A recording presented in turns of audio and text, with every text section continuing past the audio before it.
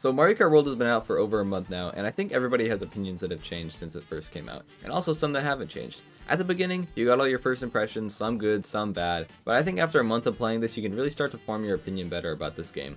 What's fun, what's boring, what has longevity, what becomes stale after like a few plays, you know, stuff like that. So I'm going to talk about what I think about the game right now. Let's get into it. Okay, so intermission tracks are about as fun as you'd expect. They're glorified straight lines with minimal obstacles and wide roads. Now, when I first played these, I really did not like them because I actually wanted to see the tracks and be able to learn them, which I can't do if I'm only playing one lap. But after a month and knowing all the tracks, I can see a little more strategy to them. I like to approach them as if you have to prepare for the track coming up and use items accordingly. So now I've gone from really not liking them to kind of not liking them. So I will tolerate them, which is not really what you want to see, but yeah. Nintendo could have given them a little more personality and individuality, but they didn't, so 3-lap tracks still reign supreme. Okay, so now let's talk about time trials. I love time trials. I've been mostly time trialing my time on this game, and most of the tracks are super fun to learn and practice to get better at. On the first day, I found out about Question Block Ruin's incredibly swag cuts and grinded it out for like a collective 12 hours and 2 days until I got worldwide tops, and it was so much fun. I've been speedrunning 30 track runs, and it's been a great way to get a feel for every track and figure out which ones are most fun to play and learn. So far, Sky High Sundae and Wario Shipyard have been some recent favorites, and also Salty Speedway. The water tracks are pretty fun to time trial because there are a bunch of strats for staying on the water as little as possible, so you don't feel very slow, and it's also just kind of satisfying to be good at the water physics. But dude, they are so weird. Getting tricks are hard to hit sometimes, like right here. After landing, I just miss the trick half of the time, even though it feels like I'm timing it very similarly. And on this Wario Shipyard cut, drifting gets really freaky when you switch from water back to land and then back to water again.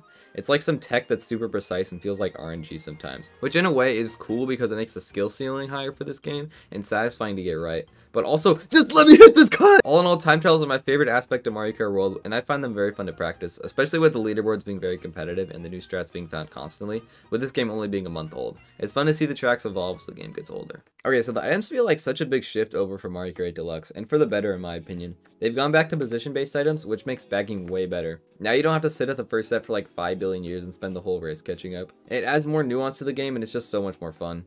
So the shock. Hot take, but I really like the nerf the shock got. Basically, Nintendo changed the shock so the effects are way shorter, people behind the user don't get affected, and you can't shock anybody undercover. I was initially annoyed that Nintendo made all these changes, but I think it just forces people to play differently and just not worry about it quite as much. It still does control races somewhat, and if you dodge, you can expect to win the race on some tracks, especially when the pack is tight, which it seems to happen pretty often. On Whistle Stop Summit, by the way, I thought it was Whistle Top for the longest time, but it's actually said Whistle Stop. There's a rail cut and a bunch of off-road cuts at the end, which makes it very powerful for people to shock dodge or get punished, because if you're on the rail in lap 3 and get shocked, you're just off the track and your race is over. So the shock is still a very good item, but it just doesn't control quite as much as it used to. So it's kind of refreshing, honestly. Now, some of the new items I'm not the biggest fan of, especially the boomerang. That thing is just too easy to hit people with. It's annoying to play against and kind of annoying to have because you can't get rid of it really fast unless you crack it on something. Now the hammer, on the other hand, is a good item because it actually does take skill to hit people with. It's not super annoying and you can spam it really quickly to get rid of it. It's kind of like the banana, but you throw a whole bunch of them and they disappear after like half a second. I also don't really understand the point of adding the ice flower since it's basically the same thing as a fire flower, but it's whatever and I don't really care. The coin block and shell are kind of useless since you give so many coins to other people. The block is sort of better since you're guaranteed 5 coins, but also kind of worse since it drops so many coins that you have no chance of getting. I am glad they brought the Mega Mushroom back, however, and I think the feather item actually has a lot of potential behind it. You can pull a lot of shortcuts with it, and while it just makes some of them easier compared to Shroomless, there's cuts that actually are only accessible with the feather, and are a little more hidden because you can't just practice them in time trials or see the world record do it, and there are probably quite a few more that we don't know about yet.